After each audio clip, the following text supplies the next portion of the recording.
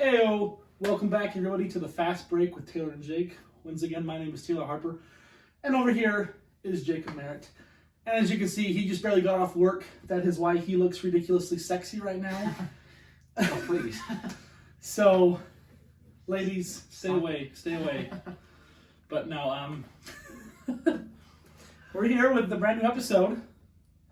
There it goes. All right. So, if you guys listen to the podcast on Apple or Google, it sounded like crap. That's because when we were recording, we could not get it to save at all. So what I had to do is I had to take my phone and set it down on my laptop and record the audio that way. So it was like all from a computer, so it's not the best audio. But we should have it good going now. We've got it on our original Anchor app, which has been really good to us, to be honest. It's been a pretty good app. So we're hoping to get back in the swing of things, having a nice sounding podcast Every week, along with the YouTube video. Yeah, and as well as the YouTube channel. But as you can see, it is May 4th, one of the greatest days of the entire year. You guys will probably be watching this video on May 5th, but we are recording it on May 4th, which of course is National Star Wars Day. May the 4th be with you. Sounds like you got a little lisp. May the 4th be with you.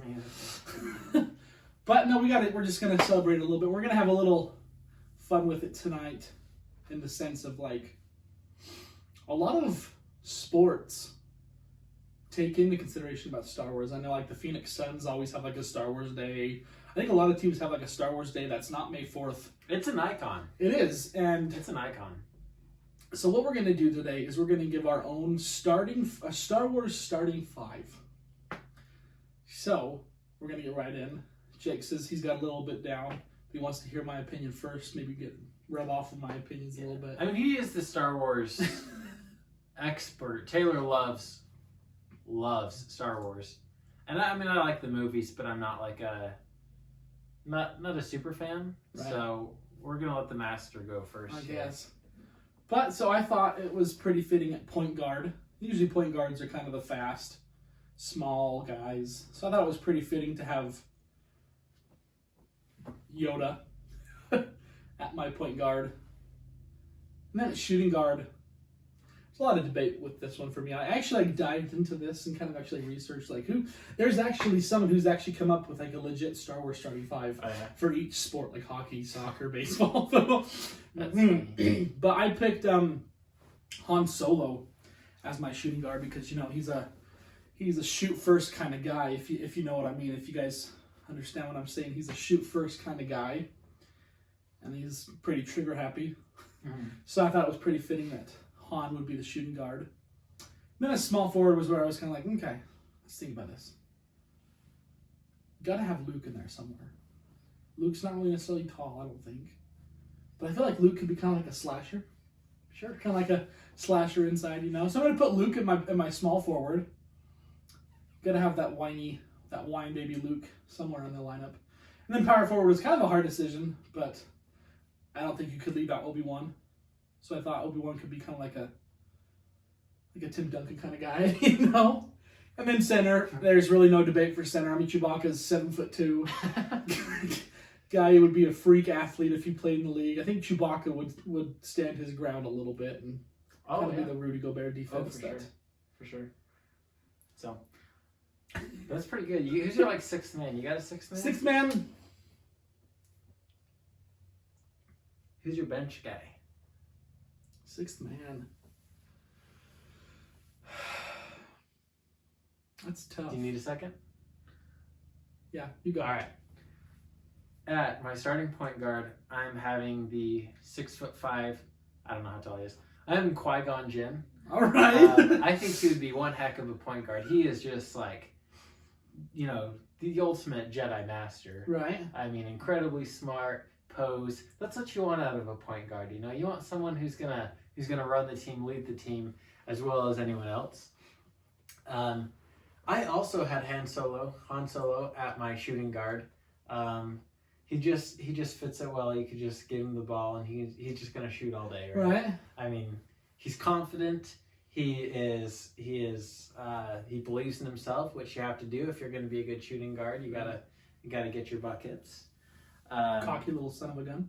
Yeah, a little bit. No, my 3, I've actually got Yoda. Okay. I mean, he's a little bit smaller of a guy, but he's going to be way smaller than anyone that he plays.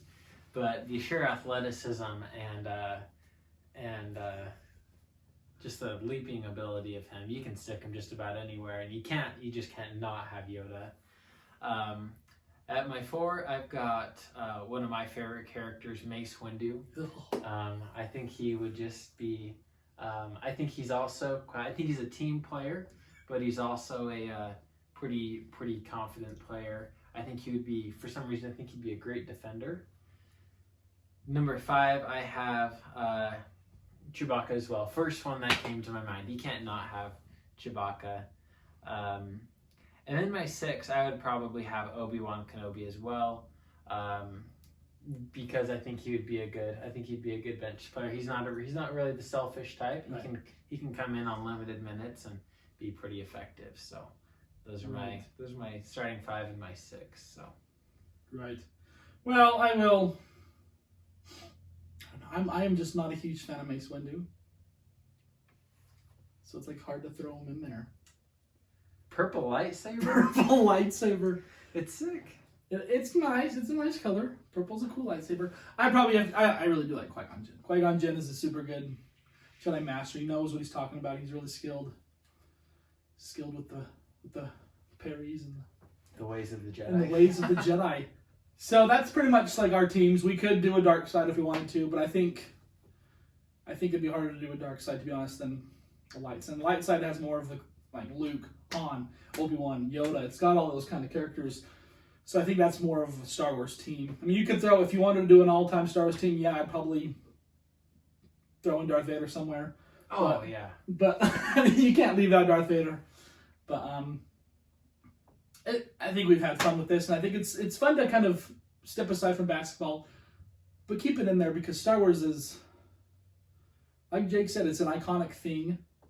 And even if you're not a fan of Star Wars, it's everywhere. And I think it's good, even if you're not a fan of Star Wars, to at least watch the movies.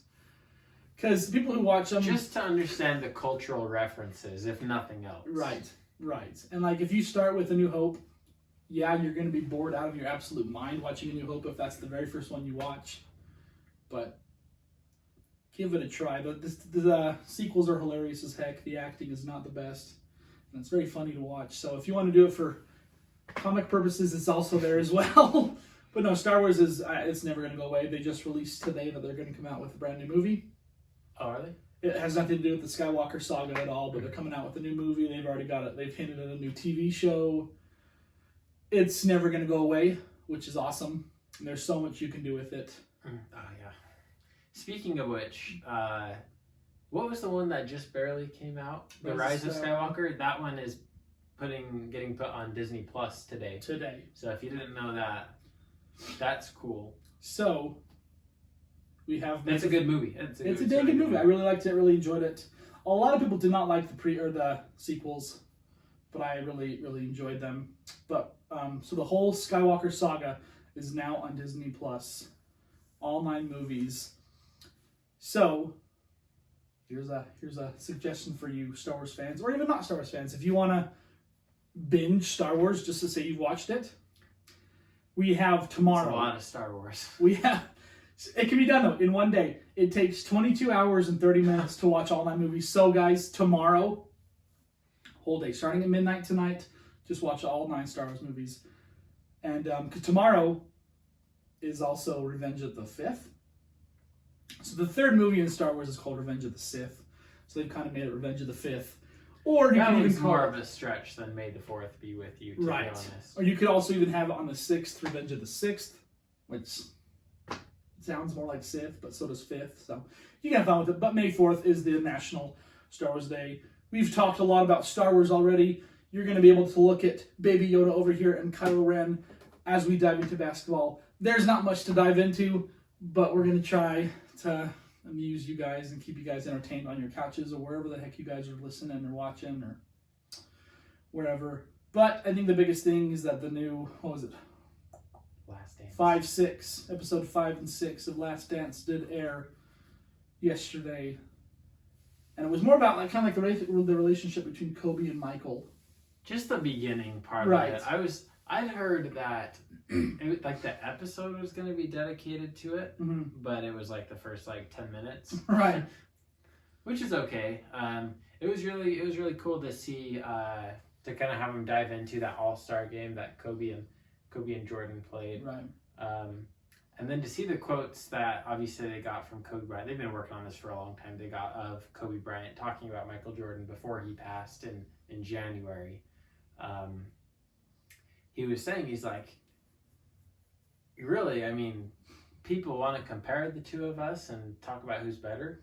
He said, but without Michael Jordan, you don't get Kobe Bryant. You know, you don't get what I was Right. without playing against and growing up watching Michael Jordan. I think it's very, very fair to say because we look at Kobe and a lot of his moves are based off of Jordan's moves, and there's plenty of side by sides you can put, and they're very, very identical. Where I don't think Kobe Bryant could have learned those without watching Michael. Oh, for sure. And for sure, Michael watching whoever he grew up watching. I think it's the same thing. It's just a whole generational thing, and it's absolutely true. Without Michael, we don't get Kobe. And we're very blessed to have both of them play in the NBA. Michael is debatably the greatest of all time. Kobe's obviously in the top 5, probably, depending on your list. But Kobe and Michael are very, very similar, and it's really cool to watch them. I think it was when Michael's last year. I can't remember if he dove for the ball or if Kobe accidentally fouled him and pushed him to the ground. But Oh, he was on the Wizards, right? yeah, Michael's just sitting on the ground, and Tyronn Lue, who's actually on Michael's team, went up to like help him up, and then Kobe kind of came aside and just started punching Michael as a friendly punch on the chest, and you could just see them both laughing, and you can just tell they just loved each other, even for the short amount of time that they played together. They really had a very, very special bond, and that was it's super interesting and super fun to watch their relationship. Michael Jordan's generally not all that much in the media, and really doing too much to draw attention. Right. And so really it was kind of at the memorial that Michael Jordan spoke at for Kobe Bryant that you kind of realized like they really did. They knew each other like very well, and they played against each other, and I'd imagine those two keep relationships like that probably fairly close, like fairly close and fairly low key. They don't really seem like the guys who are. I mean, both of them are just so focused. They don't really seem like the type of guys who are just going to go about talking about how good of friends they are. Right. Whatever. I mean, at the end of the day, they were competitors, and they're the two most competitive basketball players I can think of. Right. So I think there was maybe a little bit more there than we even knew about, which is actually kind of cool to see how, said he spoke at his memorial. I mean, you don't just do that for an acquaintance, Right. So that was pretty cool, and obviously they're both incredible players, and the more you kind of learn about them, I think the more you like them, the more you respect them. I mean, a lot of people generally, and especially while they were playing, just hate these guys. Yeah. We're in Utah. Jazz fans in particular hate both of them. Right. But it's like Michael for good reason. you can only hate them so much, right? I mean, the more you figure out how dedicated they were and how great they were, like the things that they did, it just blows you away that these guys were like, these weren't even human beings. These are something else. Right. These guys are. And they started coming out more. I think it started after last week's episode. Isaiah Thomas started to come out and started to bash this whole documentary kind of thing. Oh, but yeah. And then they started to touch on it a little bit more in these last episodes that Michael and Isaiah hated each other. Yeah, I didn't know about that and until this stuff. And it's honestly, it's kind of Isaiah who's the more guy who hated Michael. Yeah. Like Isaiah, listen, my mom is a huge Isaiah Thomas fan, and you listen to Isaiah, he's got such a really soft and tender voice, and really calming voice. He seems like just like a little guy. Right. But then on the court, everyone did not like, no one liked Isaiah Thomas. And like, There's a reason Karl Malone threw an elbow at him and gave him like 40 stitches. Right. What was the game where they just left? Oh, it was. They talked about it in the last. Yeah, Dance. right. It was the first year the Bulls eliminated. I think it was. I don't know what game it was. Whether it was 6 or 7, but it was the first time the Bulls had eliminated the Pistons, and Bill Laimbeer, who you're a Celtics fan, you hate him. I just don't like him as a fan of basketball. He was like, "We're not shaking their hands." And Isaiah Thomas, he said like, "Yeah, in that era, we didn't shake hands when you got beat." Right. And then Michael Jordan responded, same documentary. He's like, okay, all you have to do is go back the year before when they beat us and we shook their hands. Yeah. Or any other time that they'd been eliminated, we shook their hands. Yeah. You know, I personally, I think the Detroit Pistons were an absolute disgrace to basketball. The bad boys? The bad boy Pistons? Yep.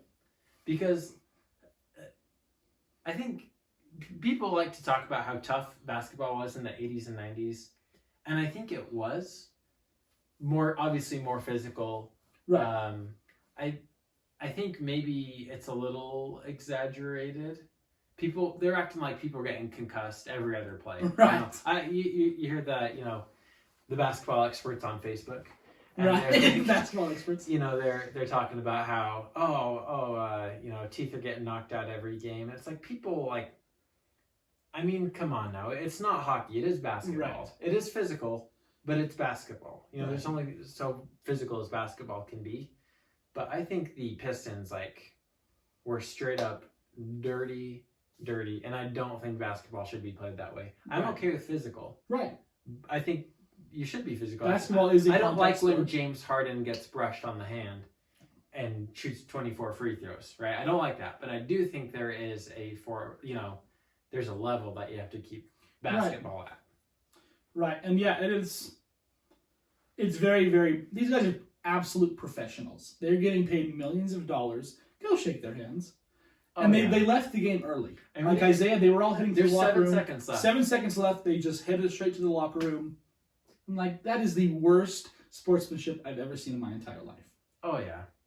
You don't have to like that they beat you. Right. Don't like the fact that they beat you. But at least respect them. Right. They beat you. They just flat out did. They didn't cheat. The refs didn't do it for them. They just outplayed you. Right. And I think you should just be a man, shake their hand, and say, Right. good game. Right. Congratulations. Because at the end of the day, you're getting paid more than pretty much anyone else in the entire world. I mean, to play a game. How bad can it be?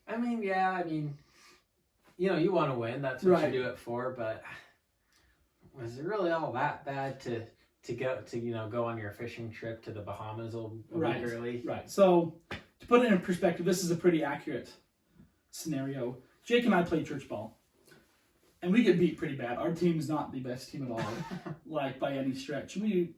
I would honestly say our average defeat is probably a good 40 points. Probably. This last year was pretty bad. This last year was pretty bad. Rough. And Jake and I are pretty professional basketball team players with our church ball team. But we still go up and shake their hands after, and we don't walk out of the gym and scuff them off or whatever. We go up and we'll shake their hands or whatever. Church ball is about as physical as NBA. At least back in the 80s and 90s, church ball is intense, man. But regardless, what I'm trying to say is there was a lot of tension between Jordan and Isaiah, and I think this is starting to come out more. I never realized how much tension there was between Jordan and Isaiah, because I always thought Isaiah was the super nice, down-to-earth guy that everyone just loved. Yeah. And they came to Jordan and they said... He comes across that way. Right. But there has to be a reason everyone hated him. Right. And they came to Jordan and they said, we're assembling an Olympic team.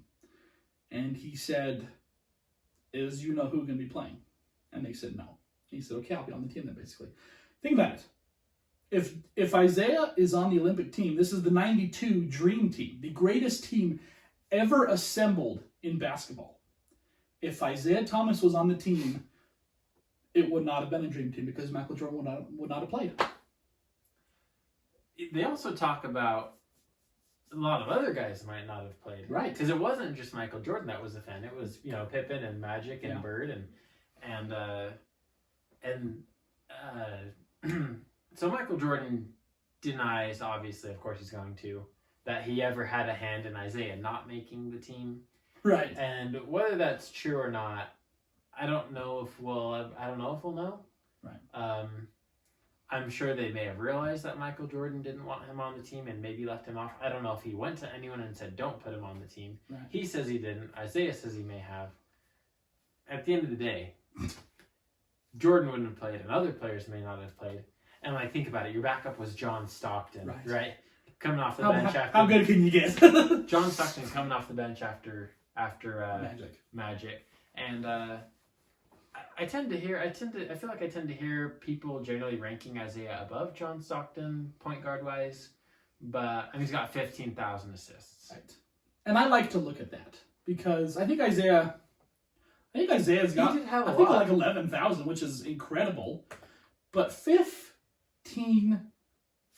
I honestly think if there's any record in the entire world that will not be broken, at least Like especially in career-wise. today's era, it's not going to be broken. I'm safe to say in the next 30 years, with the way things are playing, I I think if there's imagine it. any record that is for sure 100% going to stand, it's John Stockton's 15,000 assist record. Maybe the 100-point game. I don't think no one's getting 100 points. I Right. don't think anyone's getting Right, 100 with points. yeah. But as far as career-wise, I cannot imagine anyone beating John Stockton's record because I think about LeBron James, right? 17 years in the league. He's not averaged like 13 his career. Right. But he has averaged year to year 7, 8, 9, 10 assists. And he is well below John Stockton. Here is one thing I do think, though. So actually, He's Isaiah- almost at 16. He's at 15.8. Jason Kidd is at 12,000. And Jason Kidd played for a long time. Jason Kidd and he was a played. tremendous passer. Jason Kidd played almost just a little over 100 games less than John Stockton, and he's about 3,000 assists away. Jason Kidd, And here's one thing I will top I 5 will, point guard of all time. absolutely. So Isaiah actually only has about 9,000. I thought it was more like 11,000. He's But- the top 10. Yeah, for sure. But I'm here to make a very, very bold statement. If there is one person who would have ever broken his record, it would have been Magic Johnson. And here's why I think Magic Johnson would have broken it. Magic Johnson, for his career, had 10,000 assists. He played only 906 games. So he's about 5,000 assists away and played 600 games less than John. I honestly think if Magic would have played the length of John Stockton, I do think Magic would have broken it. But he averaged for a career 11.2 assists, which in today's league, I don't see a point guard doing that for their career for decades, to be honest. John Stockton, I think, in today's NBA is an unbreakable record, which is ridiculous. I mean... He just looks like a normal guy. Right. He really does. You go into Walmart, oh... No, he went... When the Dream Team went to Barcelona, everyone else was getting... people were clamoring for this team. This Right. is the best basketball team, world famous basketball players. And apparently John Stockton's just walking around unbothered. He can put a hat on and no one knows who he is. Right. He just looks like a normal guy. He's like 6 Right. foot, 170. Nothing out of the ordinary. Yeah. 15,000 assists though. 15,000. So And I mean, you look, Isaiah's got some pretty good teammates, but John, he had in my opinion, the greatest teammate of all time. I mean, John Stockton and Karl Malone fit together so perfectly, oh, yeah. and I could make a pretty good case that they were more. I think they were honestly more dominant than Jordan and Pippen, to be honest. I don't know if I want to say that, So go ahead, finish what you're but saying. like and I'll see if I Stockton can and Malone, clarify. man, that duo. Unfortunately, I was not really around to watch them. I've obviously seen highlights and everything. But Karl Malone, the second leading scorer of all time. John Stockton, the leading assist man of all time. They honestly fit perfectly Oh together. yeah. So Take it. the way I think of it is like LeBron James and Dwayne Wade were 2 of the top 10 players when they played together, especially like the earlier first couple years. But they weren't necessarily ramping up each other's stats. You know what I'm saying? Right. I think they were 2 great basketball players who you put on the court and they were so good Yeah. that they managed to be successful. that is kind of how I think of Jordan and Pippen. Two are amazingly good basketball players that alone I think would have still been pretty good. I think Jordan really elevated Pippen's game. Right. I think no matter what, Jordan was going to be as good as he was. Right. But I think he really elevated Pippen's game. But I think whether their careers were together or apart, I think they would have been tremendous. If John Stockton doesn't have Karl Malone and Karl Malone doesn't have John Stockton, who knows if they're even close to the numbers that Right. they got. I think they fit like peanut butter and jelly. Absolutely. Honestly, they complement each other really, really well. The GM was for sure knew what the heck he was doing. And it was funny, my mom told me, my grandma's told me, or my grandpa's told me, when they drafted John Stockton, Utah fans were like, who in the heck is this guy? Mhm. This skinny, white, short guy from Gonzaga. What are the Utah Jazz doing? The best decision of their lives. Oh, yeah. And it's crazy because you seriously just looks like an average Joe, but that GM knew what kind of talent he had, and he was in there before Carl, wasn't he? I think he was the year before. I think so. And then Ron and Carl, and then the rest is absolute history. Yeah. So. But basically, what we're trying to say is John Stockton came off the bench. That's how good it was. So yeah, the Last Dance, that was really interesting. And then one other thing I kind of wanted to talk to you about is like how done Jordan was with being in the spotlight. Yeah. Did you notice that?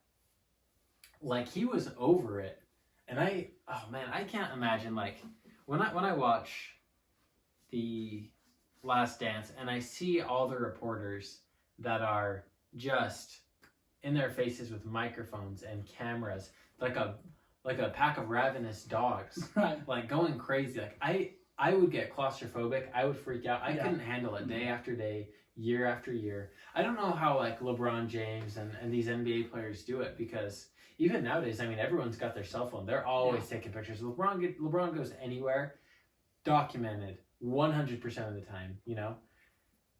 But what I was noticing is like Jordan was like, he was done with basketball. He retired as like three times Right. officially. 2 times he came back. Right. Like I can totally understand. I don't know, a lot of people question the decision, but I can understand why he did it. Yeah. I know some of it, you know, there's been, you know, things, and maybe the Last Dance we'll talk about this. His dad did pass, and then he went to play baseball because it was like his dad's favorite sport. Yeah. So that could have been it. I imagine a big amount of it was just wanting to step away and get away from it, because Jordan now, he's not a media TV show, always making appearances kind of guy. I mean, he's not like John Stockton, who totally flies under the radar. Right. He does make a little bit of camera time, but it's not, you know, not like a lot of other players, Right. like Charles Barkley, for example. So I think, man, I can't imagine having just a crowd of people in your face all the time. Right. Can you imagine that? I would absolutely hate it. And like you said, I don't know how they do it. I'm not a huge center of attention kind of guy. Mm. To be honest, I really am not. People might say otherwise, but I really hate the spotlight on me. I'm like, okay, get away. And if I want to go to Walmart, I don't want to have to. If I don't want to make a 30-minute trip, an hour and a half long trip, because I'm pushing away paparazzis and doing all that kind of stuff. It's just, I could not live that lifestyle, and I'm very blessed to not live that lifestyle. I think sometimes we take that for granted. Just honestly being able to go get what you need, not worry about people, and come back. And honestly, that's just the way I like it. I go to Walmart, and if I see someone from high school, I go the other way because I don't want the interaction. I'm like, okay, high school, yep, good to see you. But like, yeah, and I think Jordan was that way. I know Bird was that way. Bird absolutely hated the media and hated the attention. So they actually made a secret doorway out the back of the Boston Garden for him to specifically go out. But you guys should really seriously check out The Last Dance. It has been honestly, it's been great. It's been really, really good. Well, there's not been any other games going on. It's been awesome. Now, Jake, you wanted to... Oh, sorry, go for it. Oh, no, I was going to say, it's on ESPN, and I know they're going to be replaying it time after time. Right. But I imagine you shouldn't have too hard of time accessing it. I think they're going to put it on Netflix because I know they partnered with Netflix, and outside of the U.S., that's how you have to watch it. Right. So, anyways, all I'm saying is this is something you can keep watching. Yeah, and it's something I'm going to keep watching probably for years and years to come. Yeah, And it's been great. For sure. You wanted to touch on this a little bit, didn't you? Yeah. Yeah, so if you guys are not aware, there's been I'd say a handful of high school players who are skipping college and entering the NBA/G League. If you guys don't know what the G League is, it's I don't know why they changed it to the G League. It's called the Gatorade League, which it used to be called the D League, which is the development league, which sounds a whole lot better than the Gatorade League. Basically, because they get paid money. Right. It's you got the major league in baseball, and then you got the minor league, and that's basically what it is. A bunch of players play there. It's just dumbed down version of the NBA. And there's a bunch of high school players that are just skipping college and going straight to the G League. Mm-hmm. Now, So what do you think about that? So it's actually a cool thing because it's for like, and this is it's called like a pathway program. So it's not like the typical, if you're familiar, I don't know, with like the Salt Lake Stars is like the Utah Jazz G League team, and every team kind of has their little development program for the players who are pros but not quite NBA Idaho right Stampede. now. But so what they're doing is they're making like a team specifically for these and these are top tier high school products, right? These are guys who are going to be one and done, guaranteed. The only reason they were going to college before is to get ready for the draft. Right. So I really like the idea because these kids are still going to be getting paid pretty good money. Because they're still going to get a lot of attention. They're still going to draw eyes and stuff. And, ticket sales, I'm sure, will be pretty good. I think it's going to be in Southern California. But it's cool because they are paying them a salary, getting paid to make the money like the college players do, but they don't get any of it. Right. They are still going to have, like, the ability to take, like, online courses and become educated. They can still go to college. Yeah. Of course, they're not going to get like a scholarship like they would if they were playing for the team. But I think the league is going to, be paying for their school. But they're going to be getting paid enough money to pay for college anyways.